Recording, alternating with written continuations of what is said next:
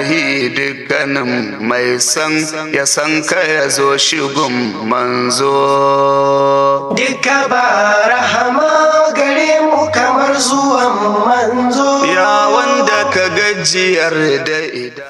To masu kallon mu barkanku da ka sake kasancewa da mu a cikin wannan shiri mai albarka, kuma kamar yadda muka yi muku alkawari ko in ce malam ya dauko bayani, yana yin bayani dangane da shi wannan abin nan da Abu Ayyub kenan yake yin bayani cewa duk lokacin da ya zamto wannan addini an wayi gari yana hannun fajirai azzalimai su suke jagoranta, to lalle wannan abu ne da ya zamto dole ya zamto an yi kuka a kansa. Sannan kuma duk lokacin da ya zamto su ma abota ko ahali na addini din ya zamto su suke jagoranta addini din, to abu ne da zai zamto na farin ciki. Kuma in ban manta ba dai kun fara kawo ma'ana misali kenan kamar yanayin da muna gani a yau, yadda Saudiya suka kankana abubuwa da sauransu, ma'ana suna ganin su kamar wasu abubuwa ne da su mallake su na gado, wanda kuma da sunan addini din dai ma'ana kuma suna yin ma'ana ha'inci ga shi addini din. To insha Allah ba mu sani ba dai ko akwai ƙarin bayani shi dangane da wannan. Na'am. Wannan mai littafi, wannan mai ta'aliki wanda muka samu shi suna da cewa wanda yake mai suna Hamza Ahmad Zain. Wannan littafi na musnad, na shi musnad al-musnad. Al-musnad yana da ta'alikat masu yawa, yana kuma da wanda suka haƙa shi masu yawa. Wannan ta'aliki ne na Hamza Ahmad Zain, ko kuma Ahmad maza Hamza Zain. Shi kuma akwai musnad na al-Imam Ahmad ibn Hanbal, wanda ta'aliki ne ko kuma sharhi ne na Shu'aib al-Arnaut. Shu'aib al-Arnaut saboda yana bin manhaji ko hanya ta Umayyawa da Ibn Taymiyyah, sai zamanto ya raunata shi wannan hadisi din. To kuma shi Hamza bai kyale shi ba, sai gano cewa to tun da ya rauna wannan hadisin bari akwai bayanin da zai masa a cikin shi wannan littafi na wanda yake kuna gani yanzu al-Mawsu'atu al-Hadithiyya Musnadul Imami Ahmad Imam al-Ahmad bin Hanbal, wanda yake mu'assatar risala. A cikin shi wannan littafi wanda Shu'aib al-Arnaut shine yayi shine jagoranci haƙƙaƙa shi wannan littafi din, kuma ya ta'aliki akan su waɗannan hadisan da suke ciki. A cikin shi wannan littafi mujalladi na 38, ba wancan musnad ba wanda Ahmad na Hamza ahsantu Ahmad Zaini ya ta'aliki, a wannan tahqiqi ne na Shu'aib al-Arnaut. Wannan hadisin ya tabbatar da shi ingantacce ne a nan wurin shi Ahmad Zain, amma nan Shu'aib al-Arnaut ya raunata hadisin a cikin shi wannan juz'i na 38 shafe na 558 ga inda yake cewa, na rage na karanta ruwaya din inda yake cewa aqbala Marwanu yawman fawajada rajulan wadi'an wajhahu alal qabr zuwa karshe, sai yazo yake cewa isnadin shi wannan hadisin wanda mun riga mun kanta shi a cikin can al-Musnad wanda Ahmad Zain yayi ta'aliki akai. A cikin shi karkashin shi wannan hadisi din na riga na karanta hadisin da yake cewa aqbala Marwanu yawman fawajada rajulan wadi'an wajhahu alal qabr faqala atadri ma tasna'u فأقبل عليه فإذا هو أبو أيوب فقال نعم جئت رسول الله صلى الله عليه وآله وسلم ولم آت الحجر سمعت رسول الله يقول لا تبكوا على الدين إذا وليه أهله ولكن ابكوا عليه إذا وليه ماذا غير أهله. أكركشن wannan hadisi yake cewa mi isnaduhu madha da'ifun li jahalati Dawud ibn Abi Salih dawa kuma wa kathiru ibn Zaid.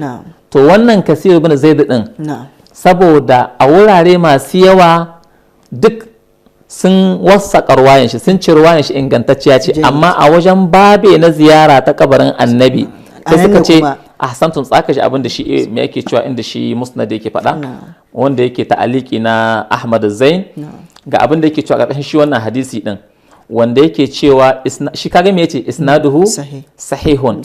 A can Shu'aibu al-Arnaut me yace isnaduhu madha da'if. Yake cewa isnaduhu sahihun, yake cewa Kathir ibn Zaid wanda can wurin yace saboda akwai shi ne shi yasa Shu'aib al-Arnaut yace wannan hadisin da'ifi ne ko saboda Kathir ibn Zaid.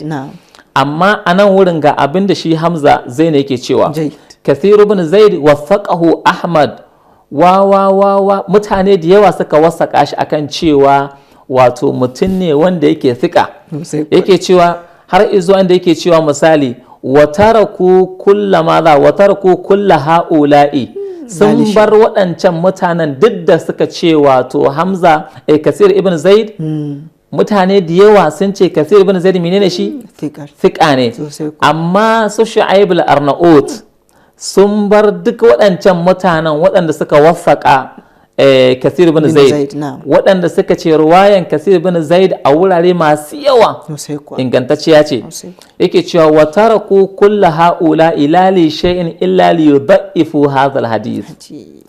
Sun bar me sun ce sun kauda ido daga waɗancan sun kauda ido sun ce Kasir ibn Zaid saboda wannan wurin ne kawai suka ce me ake cewa suka ce ai hadisin san menene mai rauni ne, yake cewa wa madha wa khata'a yake cewa al-Hakim wa Zahabi wa da sauransu su ma suka ce ai saboda sun ruwaito hadisin sa, har izuwa inda yake cewa ilman bi annahum yuwathiquna Kasir ibn Zaid fi amakin ghayr hadha, tare da sanin cewa su fa waɗancan da kuma shi wannan wanda yake cewa Shu'aib al-Arnaut wanda yake cewa hadisin sa mai rauni ne a wurare waɗanda ba na ziyara ta kabarin manzon Allah ba, sun yadda cewa shi fiqa ne, ahsantum sai da cewa shi fiqa ne, amma anan ba fiqa bane ba. Wannan me yake ga maka yana so ya ce wato abin ya koma kaman siyasa ne, mamanan siyasa idan hadisai sun zo dangane da falala ta Bani Umayya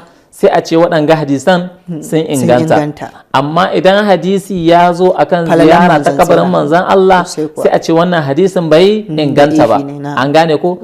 Idan ka bi shi wannan Kasir ibn Zaid zaka ce a wurare masu yawan gaske ruwayoyin sa menene ingantattu ne, musamman a wuraren da suke da alaka da Bani Umayya, sai su ce a wannan fage din menene ruwayansa ingantacciya ce, wato za a ɗaukaka matsayin gidansu. Ahsantu, amma yanzu wajen manzo Allah sai a ce da'ifiya ce.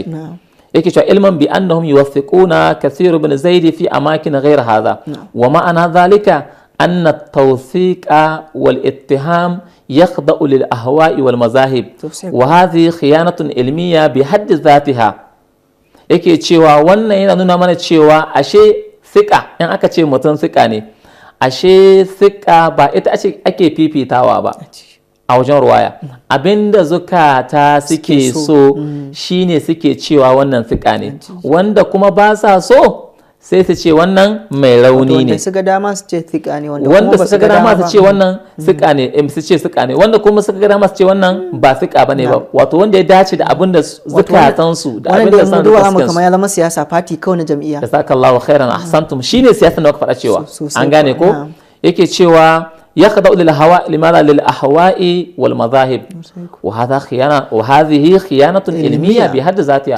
Wannan ha'inci ne a cikin me ake cewa a cikin wato kiyaye amana ta saboda ilimin da akan cire san zuciya ne, fito da abu kamar yanda yake. Amma limadha yudaifunahu huna, me yasa nan suka ce Kasir ibn Zaid ruwayan shi ce da ifiya ce, fa hadhihi saqtatun ilmiyatun mahsubatun alaihim يقولون إن في هذا دليل لمن يجيز ماذا التمسح بالقبور.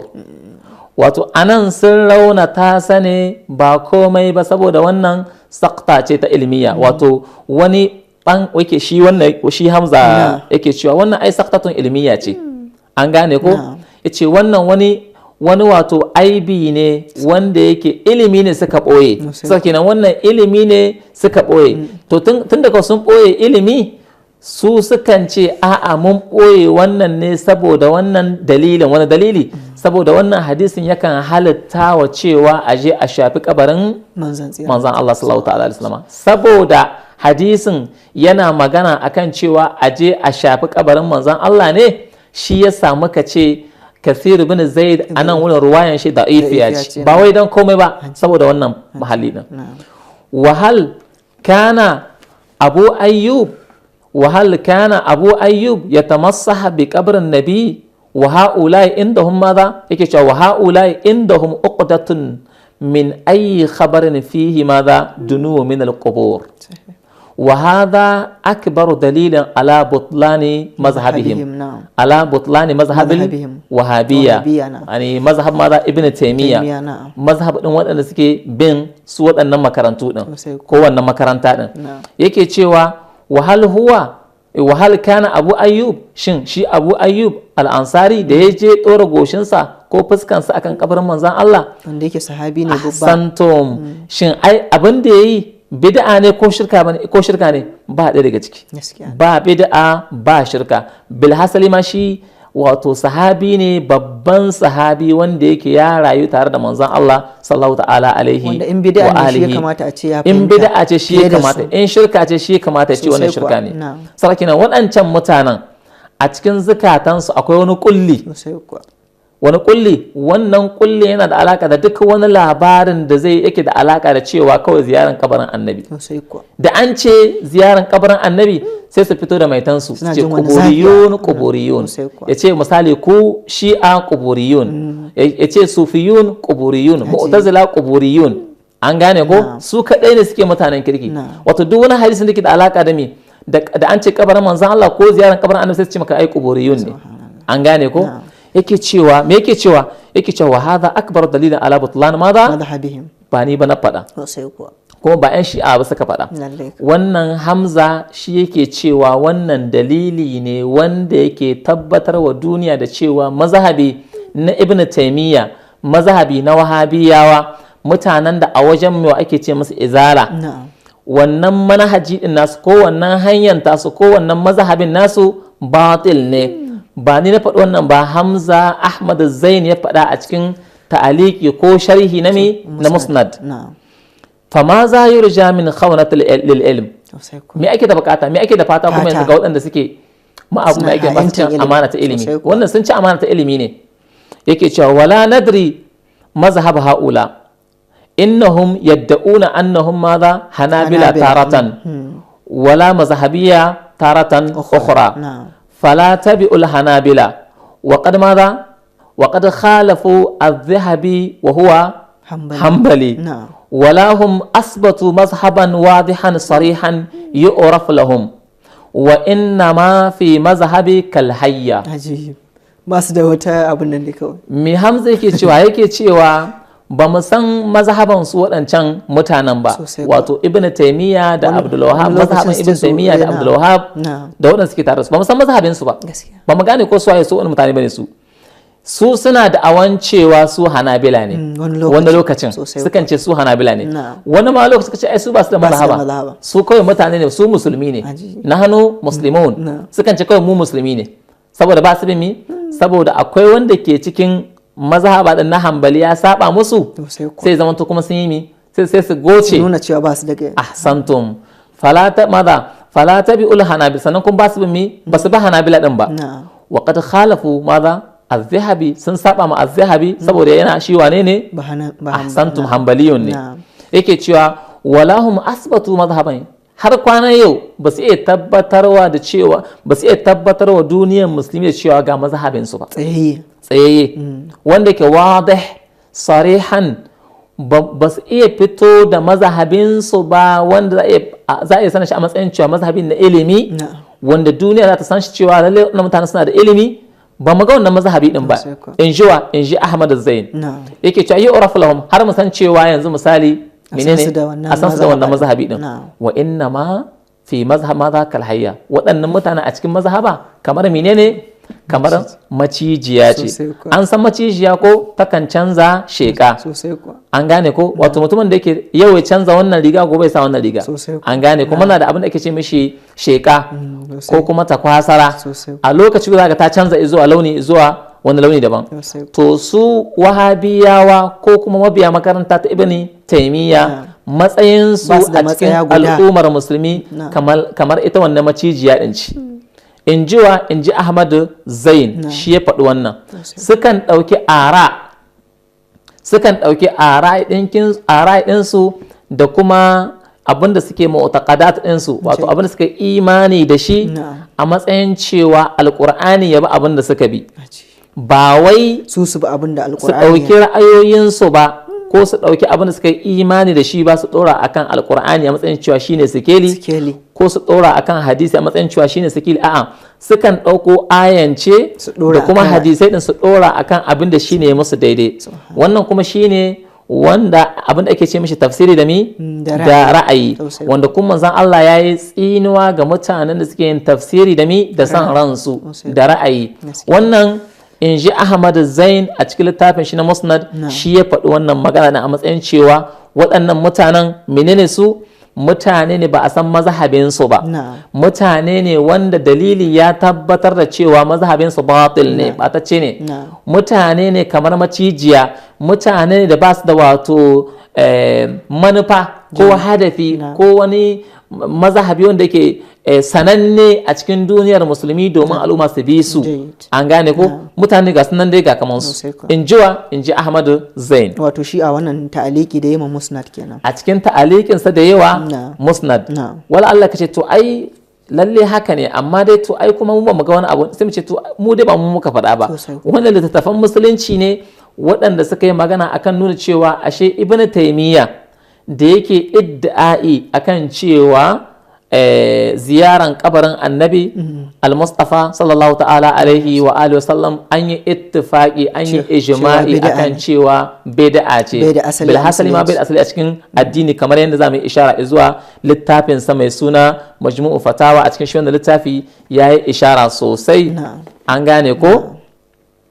Inda a cikin shi wannan littafin nasa wal alamin ishara kan shi wannan littafi din mujalladi na 27 shafe na 221 ga abin da yake cewa, ibaran sa na karanta ta a wancan zama din dan in ƙara nuna wa masu kallon cewa abin da muka faɗa ba mu bane muka wannan, wato shine ya faɗa a cikin shi wannan littafi nashi da bakin sa mujalladi na 27.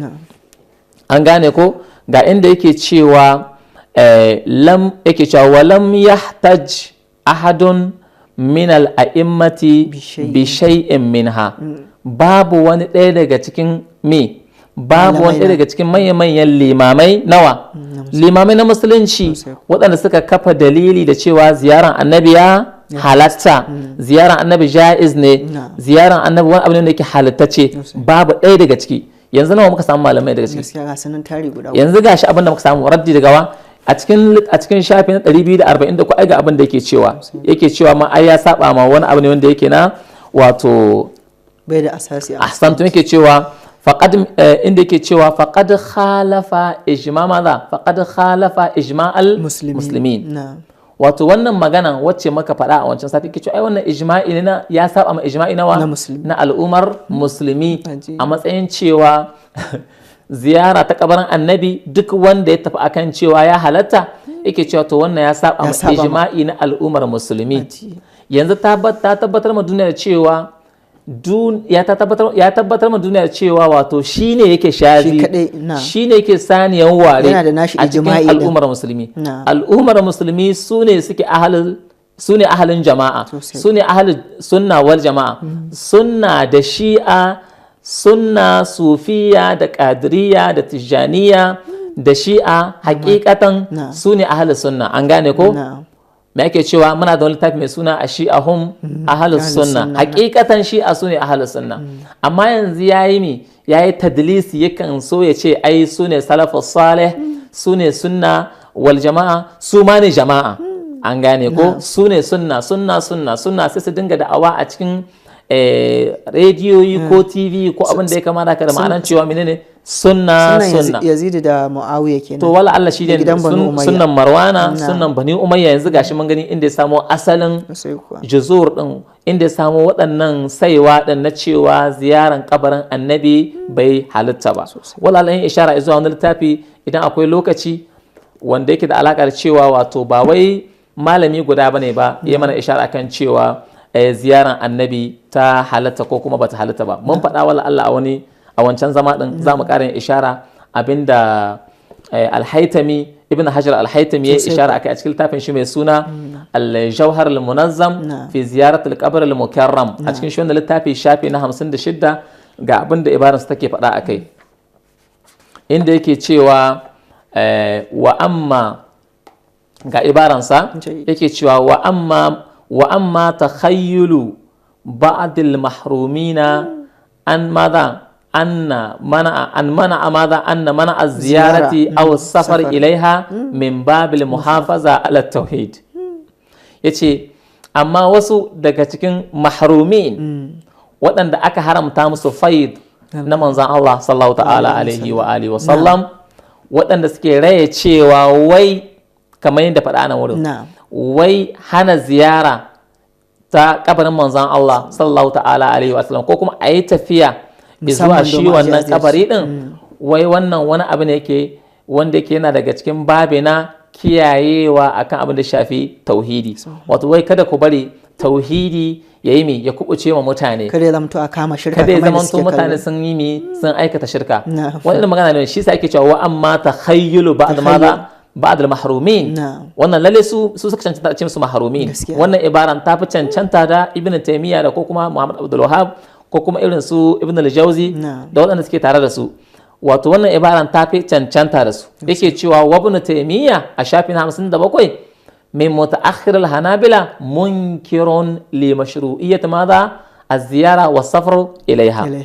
Ibn Taymiyyah wanda yake yana daga cikin mu'asirin, wanda yake yana daga cikin waɗanda suke wato mutaakhirin, ba ma ƙodama ba, wato malamai ne na wannan lokaci din, an gane na kwana-kwanan nan, yana daga cikin mutumin da yake wato mai inkarin shar'iyyancin ziyara ta manzan Allah ko ziyara ta kabarin manzan Allah da kuma tafiya zuwa shi wannan kabari din.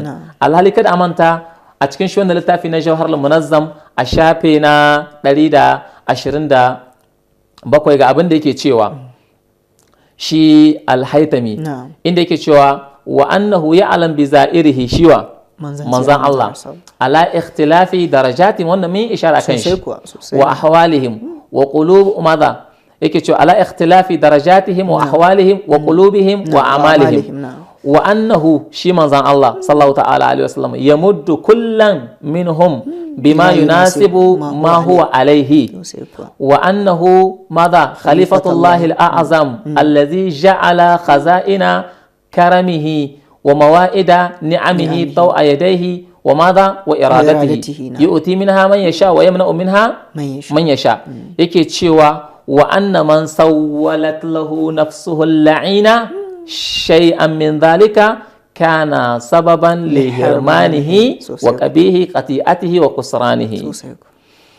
Al-Haytami yake cewa manzon Allah ya san wanda ya ziyarce shi idan an ziyarce shi, manzon Allah ya san halayen mutane da matsayin mutane da zukatansu, ya san cewa wancan yafi wannan daraja, wannan yafi wancan daraja, an gane ko, da halayensu duka ya sani. Yake cewa ya san zukatansu, ya san ayyukansu, sannan kuma shi yakan ba duk wanda ya miƙa hannu zuwa gare shi, duk wanda ya ce ya manzan Allah, ya Muhammad Rasulullah, ya Al-Mustafa, to zai ba shi gwargwadon yanda ya sansa da abin da kuma ya dace da shi. Saboda shi khalifatullah ne, menene a'azam a yanzu din ma, saboda shi manzan Allah khalifa ne na Allah subhanahu wa ta'ala. Wani khalifa, babban khalifa, wanda Allah subhanahu wa ta'ala ya ɗora ya saka masa dukkan tarkace na karamci da dukkan ni'imomi da Allah subhanahu wa ta'ala ya tanadar ma bayi, to ya sa su a hannun manzan Allah sallallahu ta'ala alaihi wa sallam, a ƙarƙashin kuma iradansa, sai yanda shi manzan Allah ɗin ya so, ya ba wanda ya so ya kuma hana wanda ya so. Yake cewa wa anna man sawwalat lahu nafsuhu alla'ina, wanda kuma zuciyansa ta raya masa cewa zuciyansa tsinanniya ta raya masa da cewa wannan ai ba zai yi manzo Allah ya samu irin wannan matsayi din, kuma ma manzo Allah bai da wannan martaba din, bai da ma da wannan kaza din, yake cewa to kana sababan lihirmanihi, wannan wani dalili ne wanda yake bai daga cikin wanda manzo zai ba su, zai santo da zai sa shi wannan lotfi din, wannan faidul ilahi din, wannan wato ni'imomi din da manzan Allah zai ba al'umma, to shi ya haramtawa kansa. Saboda saboda yayi inkarin mashru'iyya din ziyaran annabi ko ziyaran kabarin annabi al-Mustafa sallallahu ta'ala alaihi wa alihi wa sallam. Wannan yake nuna mana cewa ashe Ibn Taymiyyah da mutanansa waɗanda suke da'awa akan cewa hadisai na ziyaran kabarin annabi hadisai ne maudu'ai waɗanda aka kirkire su, waɗanda aka tsora su, ya nuna cewa lalle su ba mudaqqiquna bane ba, an gane ko in ma sun sani ne to za mu iya ce musu kenan sun koma kamar abin da ake ce mashi wato ta'assubanci. sannan kuma ba sa kiyaye amana ta ilimi ilimi kamar yadda kuka faɗa. Lalle wannan haka yake nuna ma duniya, kuma duniya yanzu ta san da cewa ashe yanzu shi da yake cewa al'ummar musulmi sun yi ijma'i, ashe waɗanda suke kishiyansa su ne suka yi ijma'i ba wai al'ummar musulmi ba. Shi ne ya ware, amma al'ummar musulmi abu ɗaya ne, hannu guda suke. Ba su san ma da wannan takfiranci din ba, ba su san da wannan cewa wai manzo Allah ba a kai mishi ziyara, ba mu san da wannan ba sai bayan shigowan aqaid na Ibn Taymiyyah da Muhammad Abdul Wahhab da waɗanda suke bin su irin mutanen wajajen abin da ake ce musu wato izala, an gane ko. Kuma yawanci ba su yin mutala'an littattafansu, ba su wato karantan abin da ke cikin littattafai nasu wanda suke da alaka da su, sai su bi kawai mutum a makance ba tare da sun san cewa me ya rubuta ba. Yanzu dai gashi Albani yanda ya bashi kariya, da kuma Dr. Muhammad As-Sadiq ibn Muhammad ibn Ibrahim ya bashi kariya akan cewa ai Ibn Taymiyyah kuna tuhuman shi da cewa ya hana ziyara, alhali ba haka nan bane ba. Gashi kuma yanzu mun karanta ma duniya ta ga cewa shi da kankan sai ya ce a wannan hadisan duk gaba ɗayan su hadisai ne wanda suke na kirkire ba na gaskiya ba. Na'am, ina da lokaci? Muna godiya sosai, lokaci ya yi daidai kenan, ya kawo kai, wanda kuma insha Allahu muna ƙara dai mika godiyar mu ga malam, kuma mun zo kan gaba yanzu ma da za mu je hutu na ɗan gajeren lokaci, wanda kuma muna shaida masu kallon mu idan Allah ya dawo mu za mu buɗe ma'ana ko za mu ba da dama gare su domin amsa kiraye-kirayensu kuma da karanta saƙonninsu. Sai mu ce a kasance tare da mu. Duka ba rahama